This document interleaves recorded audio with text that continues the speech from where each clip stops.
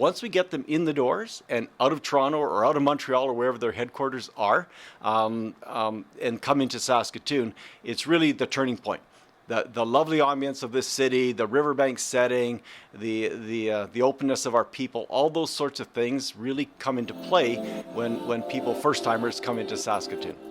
Hello, I'm Eric Anderson. The voice you just heard belongs to Tourism Saskatoon's Todd Brandt. Todd, along with Sarah Berger, are the featured guests in Episode 7, Season 2 of YXC Underground.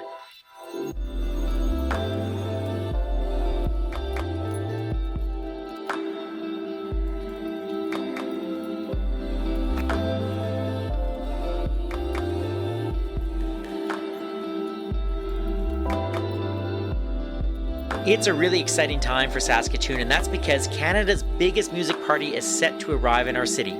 The Juno Awards celebrate the best in Canadian music, and this year, Saskatoon is hosting all the festivities that come with the Junos. I've been fortunate to attend 2 Juno Awards, one in Regina and the other in 2007 right here in Saskatoon. That Juno week was so much fun. There was a great vibe in the city as music lovers celebrated in venues all over Saskatoon, and I'm sure that will be the case again this year. But something like the Junos doesn't just happen. It takes a lot of hard-working people behind the scenes to bring the awards to Saskatoon and to ensure its success. In this episode, we'll pull back the curtain and reveal what it took to bring the Junos back to Saskatoon. It's a really positive experience for everybody. And thanks for Sherry and Todd for chairing last week's meeting. I'm just going to give you Sure. To 1 hour. I'm just going to give you a quick update since I was gone last week. And I really just got back on Monday, and then yesterday, Hugh Vassos and myself, part of our marketing initiatives, we did a media blitz in Regina, and we actually were able to get on to all 6 Regina radio stations and do an interview on all 6 stations. Plus, we were on all 3 television networks. Welcome to the weekly meeting of the Juno Host Committee. It's just over 6 weeks until the big awards show, and the committee is discussing a recent media blitz to Regina. The last time Saskatoon hosted the Juno Awards was in 2007. It was a different time then. Our provincial economy was stronger, Saskatoon's culinary scene was just in its infancy, and I was texting friends on my LG flip phone to let them know which Juno Fest venue I was at. So when Tourism Saskatoon approached the Canadian Academy of Recording Arts and Sciences, or CARAS, about bringing the Junos back to Saskatoon, it was an entirely different pitch. I was curious about what the pitch looked like and sounded like, which is why I feel very lucky to have spoken with Todd Brandt and Sarah Berger from Tourism Saskatoon. They were on the front lines of pitching our city to the CARAS folks in Toronto, and boy, it took a lot of work. Janelle Wallace, our podcast photographer, and I met Sarah and Todd in early February at Tourism Saskatoon headquarters on 4th Avenue in downtown Saskatoon. We sat in Todd's office and covered everything from the challenges of getting corporate support in tough economic times to what role Saskatoon's booming food scene played in bringing the Junos back. And even how Todd was able to bring more planes to Saskatoon so that everyone could fly home on time.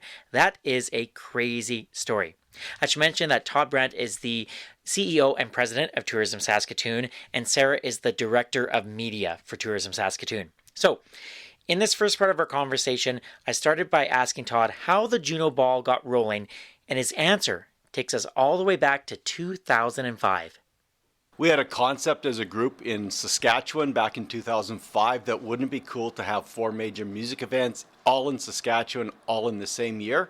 And Saskatoon was selected to take the best opportunity to take the run at the 2007 Juno Awards. So we started our marketing promotion way back in 2005. I'll never forget being in Winnipeg, having 7 of the best guitarists in Saskatchewan and an Indigenous dancer do Running Back to Saskatoon as part of our major promo push for Saskatoon. I think it's what turned the corner for us. And suddenly the Canada said, oh, Saskatoon, maybe a cool, funky place to try the Juno Awards. We confirmed it shortly after that. I remember standing beside Buffy St. Maurice, who was so thrilled. She loves Saskatchewan and Saskatoon, and wanted to be part of the push. So, that really started our love affair with the Junos, and we did an excellent job of delivering in 2007. Fast forwarding to 2020, it's a bit of a different event. It's a bigger event, bigger footprint, more going on. So, but you know, the origins of our relationship with the Academy in Toronto and hosting '07 really started way back then and has kind of continued. Wow. So before I get to how, you know, what's happening in 2020 and how it's grown, how do you form a relationship with the people in Toronto so that Saskatoon is even on their radar?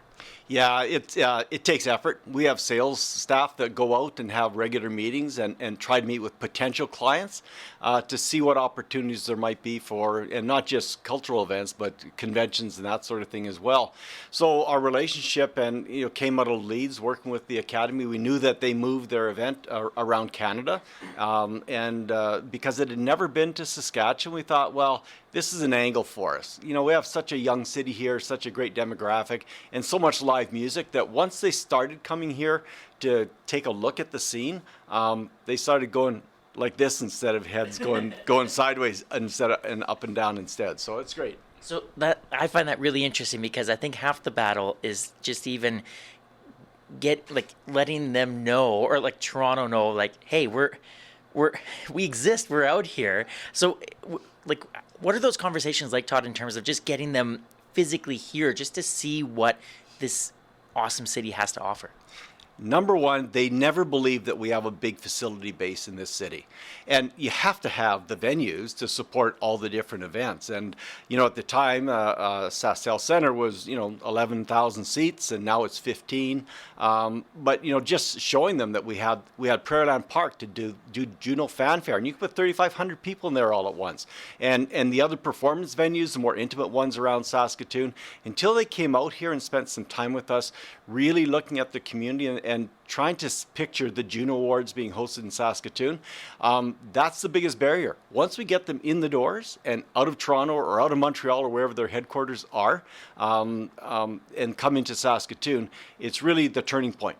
The lovely ambience of this city, the riverbank setting, the openness of our people, all those sorts of things really come into play when people, first-timers, come into Saskatoon. Sarah, when people come here for the first time, especially with something like the Junos, is it exciting for you and your staff, or is it nerve-wracking? What is that like? I think that it is. It's exciting for us here because we live and breathe Saskatoon every day of our lives, and we go out across the country and internationally to kind of explain what's so special about the city. So when we finally get the world and the country in Saskatoon, it's a sense of pride. They get to go out, they get to go to our favorite restaurants, they get to go to the Ramey Modern Art Gallery, which we love, on the river. They can walk the riverbanks. And you'll notice when there's big events in the city, locals and visitors kind of mix and mingle, and you kind of see everyone saying, well, where are you from? And maybe even come to my house later. But we're very humble, we're very open and welcoming here in Saskatoon, so it is very exciting for us. So that's really interesting that you mentioned the people, and that's something like I know you can pitch that to people in Toronto or Montreal, but it's another when they come in and experience it, isn't it? Yeah, and that's the biggest thing. So before moving into the director of media role here, I was in convention sales. So I was involved in 2017, going out to Toronto, meeting with the Karis team, talking to them, selling them why they need to come back. So it was quite an interesting process for me. They had worked on it in previous years, and unfortunately we were unsuccessful, but it came time for us to host, and we got to bring them all out here to Saskatoon. So that was my job, going and selling and trying to get people to come here, and now I get to share the story at a different level. Okay, so imagine I'm someone from Karis. I love music. I'm deciding where the Juno should go, and you're making me a sales pitch 3 years ago on Saskatoon. What's your pitch? My pitch, oh my goodness. I think the biggest thing is our capacity level. We grew from 2007, so things had changed. A lot had changed in Saskatoon with the art gallery, with the Wonder Hub opening up, the SaskTel Center. There was more seats coming into the city. But I think the other really neat thing in my conversations with Karis was our food scene and culinary, and the restaurants and the music venues that had opened and grew. So it was kind of a cultural hub hub in Saskatoon now, and it was different. You have to come back. You have to experience kind of the new Saskatoon. So as you'll see coming through with the Junos, there's a big culinary influence in everything that they're doing because it's such a good connection. Music brings people together, but so does food. And who does food better than us right now in Saskatoon? So, what kind of questions, like when you're making your pitch, what kind of questions did they ask you? A lot of it was capacity, I think, too, and I think just understanding what the market was like in Saskatoon. Like, are people interested in live music? What do they want to see? What do they want to hear? But yeah, I think when they're first thinking about coming, it's kind of the basics. Like, what's the capacity? How many hotel rooms do you have? What's the airlift into the city? Those types of things, because they want to make sure that they can logistically have the event in the city. Once those things are established, that's when we get to have fun. That's when we get to be creative with our proposals. We get to fly them in, show them around. That was a big piece of what we did and are still doing is we bring them here. We kind of split them up where they need to go, and we drive them around the city, and we get to take them to our favorite restaurants and get to show them the Ramey Modern Art Gallery and all of our facilities and the music venues, and really get them involved before they come. You mentioned that you'd made the pitch before, and they chose other cities. When something like that happens, does it motivate you to do to keep going, or is it like, what do we have to do, or what is that like for you? Yeah, I think you can get bummed out about not getting it, or you can just look at it and you can say, well, how do we solve this problem? How do we make it work? Who do we need to bring to the table? What community members, municipal, provincial, federal, if possible? Who do we need to bring to the table to get this event in Saskatoon? So what support, funding, facility-wise, whatever that looks like, it's kind of a puzzle that we work at Tourism Saskatoon is how do we get this here? What do we need? And then we usually find that and make it work. Yeah. So when you were bringing people then and you're showing them around the city, art galleries, culinary scene, what's the reaction like from people from Toronto and Montreal? I think people are always kind of amazed when they get here, like, oh, this is really cool. There's lots of really neat things happening. And you have to remember that Saskatoon is one of the youngest cities in the country. The average age is 35 and a half years of age, and they get here and they see that and they feel that. It's a vibe, but everyone that I've been involved with bringing them to Saskatoon for the first time, they always say the people. There's something about the people here. They feel welcome. It's open. There's this sense of community here. So I think Karis really felt that when they got here too, and there were so many people that wanted to be involved. We have a huge volunteer base. When there's something like the Junos that comes to the Saskatoon, everyone wants to be a part of it in whatever way they can. Yeah.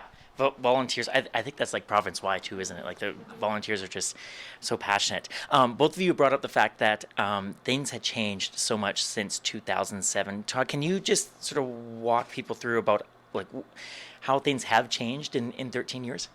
Well, I think we don't have the advantage of first ever in the province. So our committee has been working hard to make sure we're talking about the talent that's coming in, the elements of the program that have grown. There's now a comedy show associated with this event. There's a photography exhibition. There's an art exhibition as well. They do conferencing activities, some other meetings around it that's specific to industry members. And then plus the major events, the core stuff has happened. Juno Cup is bigger than it's ever been as well this year. So I think because some of their events have grown and our venues have grown, and I think those are some of the big changes that have happened over the year. Quite frankly, we're dealing with an economic situation that's not as positive as it was the feeling back in 2006, 2007, leading into the last event. So I think those are palpable changes. It puts new challenges, as Sarah had said, in front of us as far as getting corporate Saskatoon to step up. We've got a big merchant program that we're promoting people to get more engaged in the Junos, and a program where people can get tickets to the show and shirts like this and window decals and help to celebrate and really paint the town Junos for that critical week in mid-March. When I think back to 2007, I just think, and we were talking before we started the interview about just the vibe in the city, and I'm so excited for that. Were there lessons that you and your organization learned from 2007 that, even though it was 13 years ago, that can you apply to this year? Well, I think the fact that, one of our issues last time was when we could host and the availability of SaskTel Center. This year in negotiation with CARES, we plunked it into the end of the Blade schedule and before the start of playoffs so that there's no issue with the timing in the community and making sure the attention is truly focused on Juno Awards. So that's one adaptation. We had really hoped to do more outside stuff last time because it was the end of end of March, and it doesn't fly in mid-March. So everything was kind of weatherproofed and we're inside for most of the things. So you do learn some of those lessons kind of from, and there's still other community members that are on this year's event compared to 2007. So I think everybody enjoyed it enough last time. There's some staying power. Yeah, that's very true. I hadn't thought about the economic situation, but that's a really interesting point because so much has changed. Has it been more of a challenge to get that kind of corporate support, or is the Junos a big enough draw for you that people will still do it?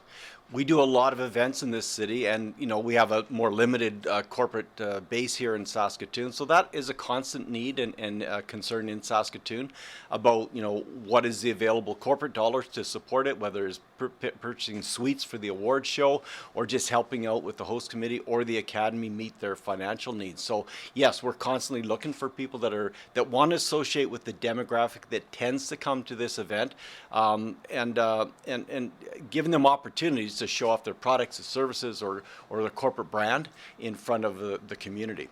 How does that work, Todd? Like, do you approach the different corporations, or do some approach you? How does that work exactly?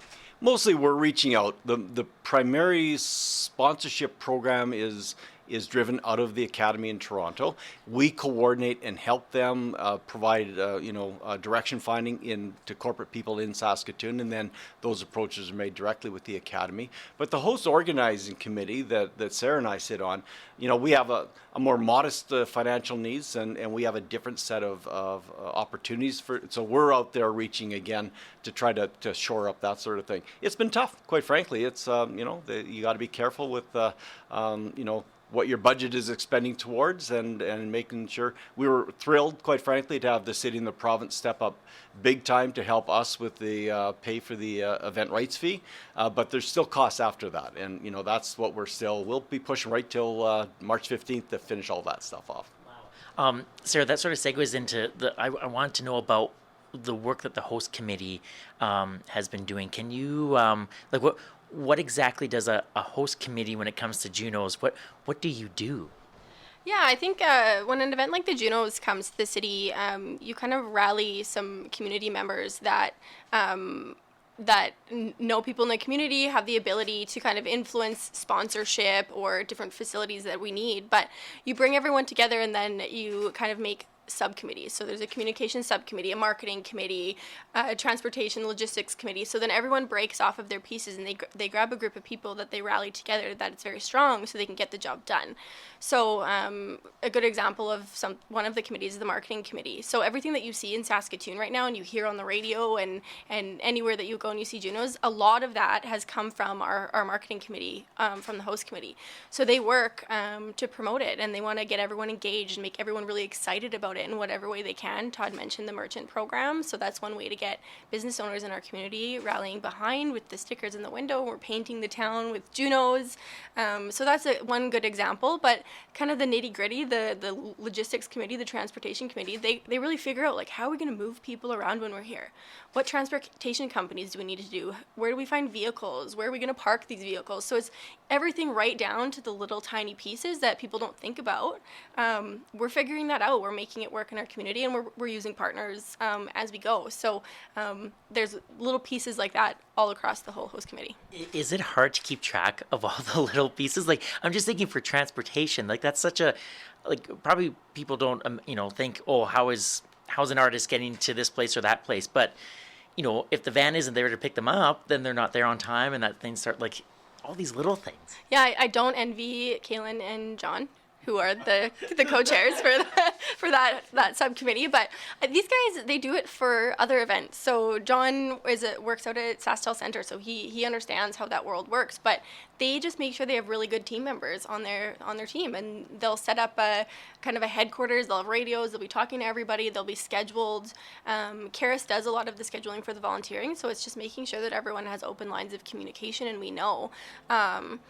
But I think you just have to stay on top of it. You have to know exactly what you need, and then you make a plan for it, and you stick to the plan, and you have a contingency plan for when things maybe don't go as planned. But I think it's a work in progress. Everyone is always kind of working and changing, and yeah.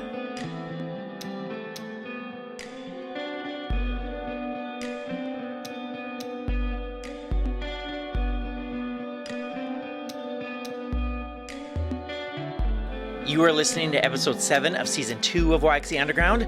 My name is Eric Anderson. Our featured guests are Todd, Brandt, and Sarah Berger from Tourism Saskatoon, and we are looking at how Saskatoon was able to bring back the Juno Awards. You can subscribe to the podcast on iTunes, Apple Podcasts, or your favorite podcast app. You can also stream this episode on Spotify or the website yxeunderground.com. You can also find the podcast on Facebook, Twitter, and Instagram, and that's where you can see some lovely photos of Todd and Sarah, as well as an actual Juno Award taken by Janelle Wallace.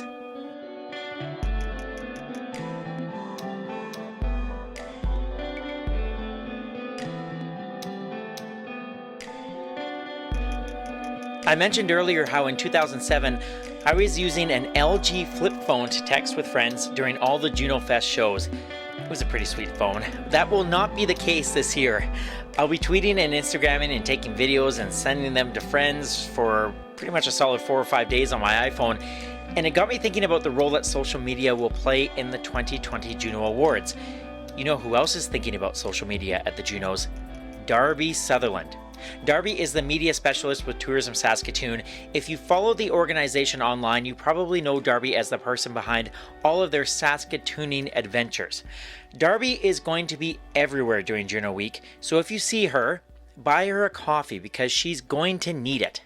I'm going to be a little bit selfish and pick all of the events that I really, really want to see, and make sure I see the bands that I'm very excited about, because it is about us enjoying it as well. And with social media, you can tell when people are having fun and when people are just experiencing the event. So I'll be a little bit selfish, and I'll see what my partner wants to do, and we will just kind of break it down from there, and hopefully plan some sleep and maybe sleep during work. Yeah. Social media will play an important role in creating buzz and keeping fans in the loop throughout Juno Week.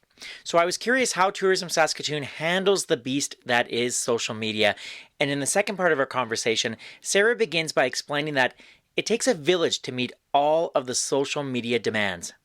A lot of that comes out of Karis, so the Academy in Toronto. They have a whole team that kind of sets us up, and as they announce events and as things come out, they send us information so that we can share on our social channels. So the kind of pre-marketing and all of the things that you've been seeing right now on social is from the Academy. But Saskatooning the Junos is our local brand for the Junos. So if people are out, when they're out at Junos, when they're in Saskatoon, they can hashtag Saskatoon the Junos or hashtag Saskatooning, which is the Tourism Saskatoon hashtag. Then we can kind of we can communicate, and we can kind of all enjoy the Junos together when they're here. Darby Sutherland, our media specialist, she's going to be out at all the events as well, kind of taking it all in and showing it on our social channels. Darby's not going to sleep, is she? No, she isn't. I've already told her. I was like, don't book anything for for that week. So Darby will be there kind of on behalf of tourism, but a lot of what you see right now does come from Karis, from the Academy. So, so not only is there that, but when I worked for CBC in Regina the year that Regina hosted the Junos, it was so much fun to cover it as a traditional media person. How much work goes into, working with the likes of a CBC or CTV, or like I know both of you have been on morning shows already and stuff. How much work goes into that to ensure that the Junos is out there in our city and in our province? Yeah, absolutely. So Hugh Vassos is the chair of the marketing committee for the host committee, and he brought to the table lots of our media partners in Saskatoon to sit at that table so that they're involved in every step of the way. So Hugh and Todd worked together to create this kind of media blitz. So they're out in the world yesterday and today and tomorrow, and then they're going to Regina next week. So they're going to be in Regina, and they're going to be flooding, infiltrating the Regina stations and going and talking about it. And I think the biggest thing in using the media is we really want to get people excited and proud of having the Junos in Saskatoon. So it's really sharing that message and sharing where you can get involved, where you can buy tickets, what events they have available to you. If you don't think you can make it to the broadcast, there's Juno Fest. The tickets are going on sale today. 11, yeah, 10 o'clock. Yeah. So there's Juno Fest. There's lower price points for people if they want to get into do Juno Fest or the Songwriters Circle, which is a really awesome way to experience. I got my tickets already for that. Yes. Yeah. So you can experience music at a different level. It's kind of, they sit down, they talk about their influences for the music, and you kind of feel like you're on that stage with them, and then the broadcast. So I think that it's just really leveraging partnerships in the communities all across the province. I like the idea of infiltrating Regina, the media in Regina, but why? Because Sarah, that's a really good point that you bring up. I know it's in Saskatoon, but our province has just over 1 million people, and so does Calgary, and Toronto has 5 times that. But why is that important for you, Todd, to incorporate the entire province? Well, I think, first of all, we got support from our provincial government, and that's tax dollars. So we have an obligation to make sure the rest of Saskatchewan feels invited to this event. I would hope half of Shaunavon is coming to watch, to watch the Hunter Brothers. They're nominated in 2 categories. So Shaunavon, Gull Lake, all those groups, they need to come here and book in sooner rather than later. We go beyond the provinces. We know we'll draw out of Winnipeg, Edmonton, Calgary, so the adjacent provinces on a drive side. We worked very closely to upgauge all the flights coming into and departing Saskatoon because there's such demand to come in as well. And thank goodness we were able to do that because there's such pressure from the fly traffic as well. So how do you? Are you saying that you managed to get more flights to Saskatoon? Yes. You're a powerful man. How did you do that? Act desperate. No, seriously. We know the flight schedule's coming and going, and there's such a, these artists are busy. They've got tight itineraries. They make their time to get to the Junos because they value, the biggest week in Canadian music is this week. So we have to provide services for them. So we've upgauged virtually every flight coming and leaving Saskatoon. Thursday, Friday, and then departing on Monday is always a big exodus. And we know that's a lesson learned from last time. We upgauged craft back then to bring in a lot of equipment, and we needed that. There's a huge Toronto linkage as well as Vancouver. So, thank goodness we were able to work specifically with Air Canada on a bunch of the upgrades there. And WestJet has the services into Saskatoon as well. So, things are heavily booked now. But I'd encourage other people, if they're coming in, to get your books, get your tickets now. Please stop waiting. We're such a famous last-minute city. It drives you nuts. Oh, you just rolled your eyes. Yeah, I'm sorry. I don't want to be demeaning. No, but you're so right about that. This is why are we? Saskatoon's bad at that. We are. I don't know if it's our easygoing nature. They just, okay, it's Saturday night and it's Friday now. Okay, maybe I'll grab my ticket. But it sure helps us as planners and host committee and the Academy feel confidence if you just grab your tickets now. Juno Fest bands will sell out, and they're going on sale today, and people need to jump on those. We have lots of capacity still at SaskTel Center, but let's show the people that are coming in, the record labels, the artists, that we're proud of them and their work. Let's sell the place out. I want every rafter and every seat filled, and we got a long way to go to get there. So let's promote that and get people, and then there's all these other events that are happening as well. So we're done with Christmas. Things are put away. Yeah, we're trying to pay off our visa bills, but don't miss engaging in this event. It's such a fun event, and get out in Saskatoon. And like as Sarah said, there's price points all over the map. Come on out and be part of a pretty important celebration. It's been 13 years since it's been here. It'll be a bunch of years before they come back. So that's a great message to push. Yeah. You mentioned Christmas, and it got me thinking.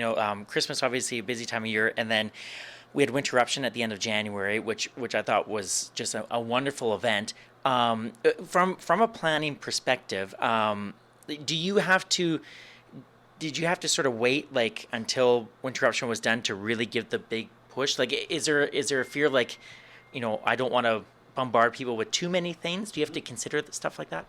Absolutely. There's a real cadence that's enforced by CARIS on what is announced and when. But the reality is this event comes together very late in every host community every year. By the time the nominations are actually counted and announced on January 28th this year, oh my goodness, we're 2 months to showtime, right? But it's the cadence of the awards and nomination procedure regardless of what we do. So we go to sale before Christmas without one act in the awards show, or anybody in Juno Fest, or who's in songwriting circle. And there's a cluster of announcements that come now, and we want to really build that momentum. So very much there's a cadence that we align to. Yeah, that's part of it. We'll never change that with the Juno Awards. It's always going to be this last minute push. But now's the time. Now we're almost mid-February, and excited to get the final products out there. Next week we'll announce much more the balance of the performances that will be happening at the major show at SaskTel Center, and that'll be it. Then we'll have everything laid out there. Yeah.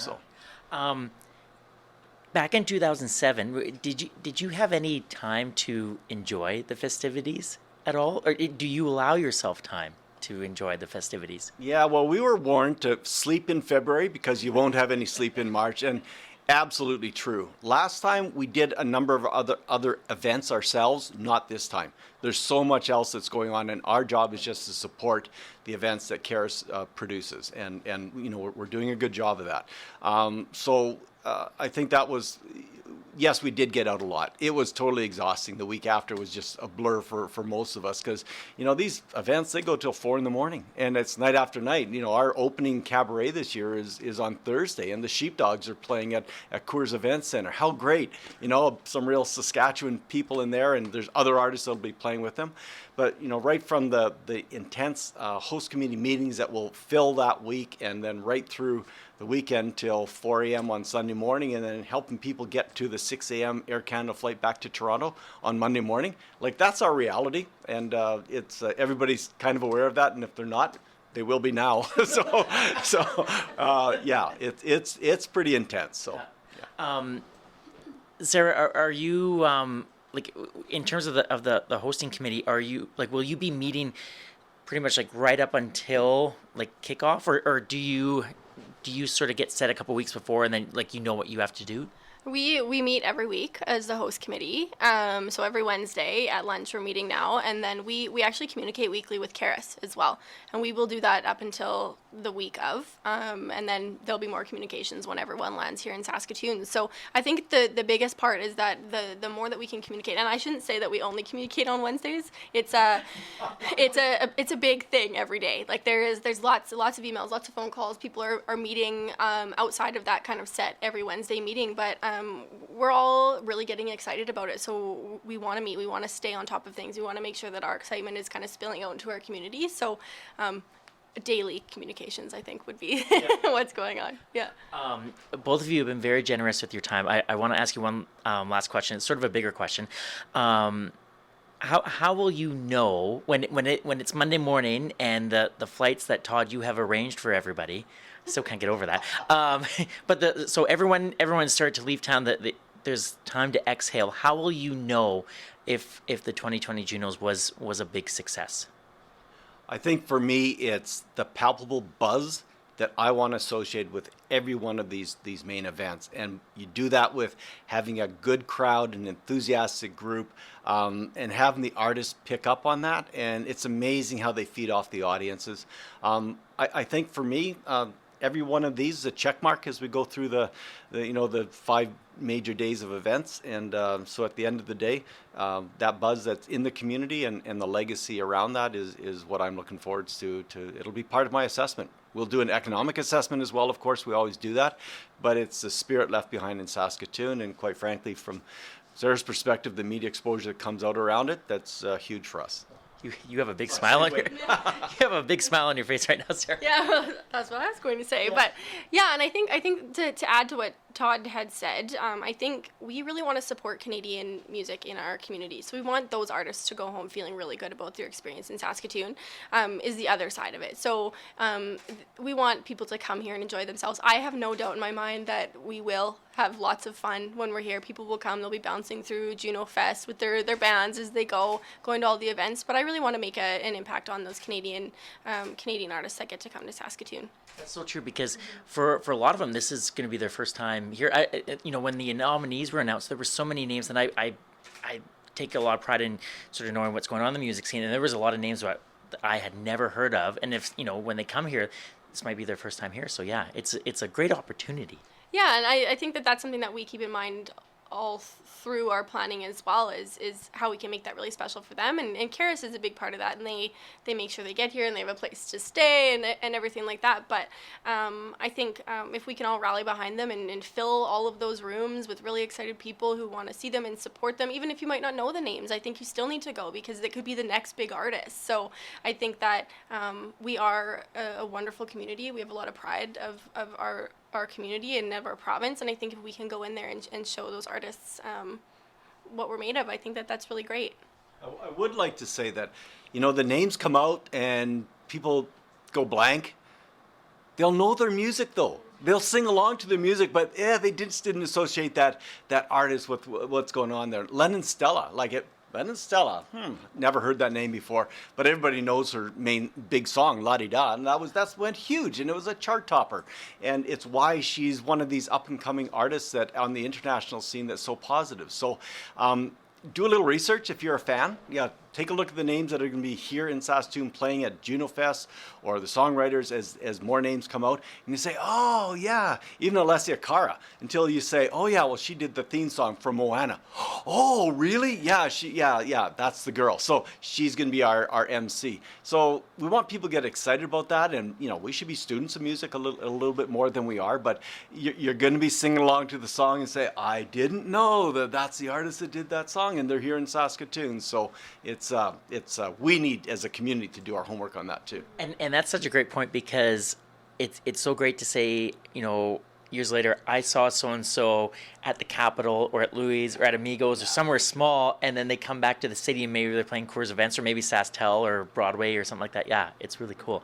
Both of you have been very generous with your time, because I know it's a slightly busy time of year for you. I think the work that you're doing is fantastic, and it's just going to be an awesome week. So thank you for taking the time this morning to speak with us, and good luck. I hope you get a little bit of sleep this month, because it's going to be busy. So thanks, you guys. Thanks so much. I appreciate the opportunity to talk to you about it. Yeah, thank you for coming in, chat with us. My thanks to Todd, Brandt, and Sarah Berger from Tourism Saskatoon for taking time out of their insanely busy schedule to share the story of how the Juno Awards made their way back to Saskatoon. Visit tourismsaskatoon.com to get the details on all things Junos.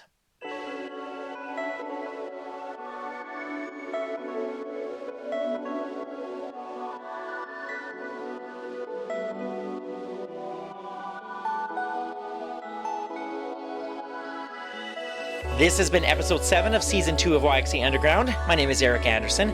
I host, produce, and edit this local independent podcast. If you like what you just heard, feel free to give it a 5-star rating. I would really appreciate that.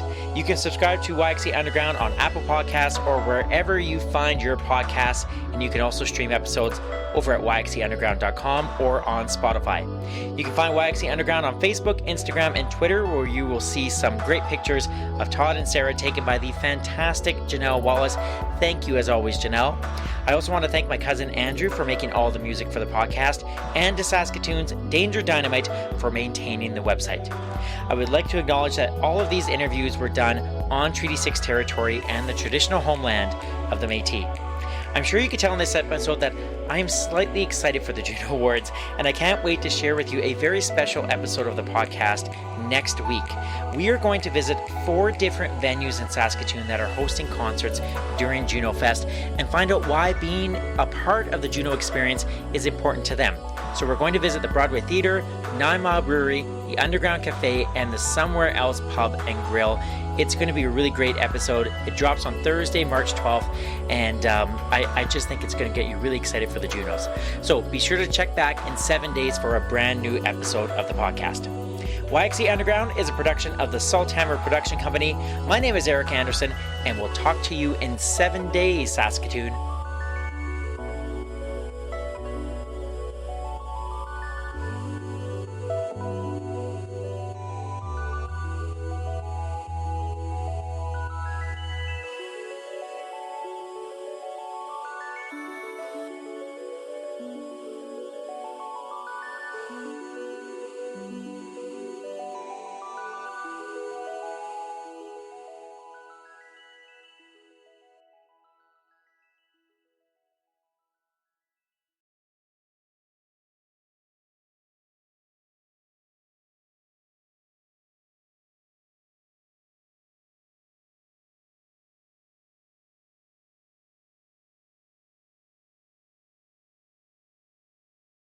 Darby, when you found out that the Junos were coming here to Saskatoon, what went through your mind?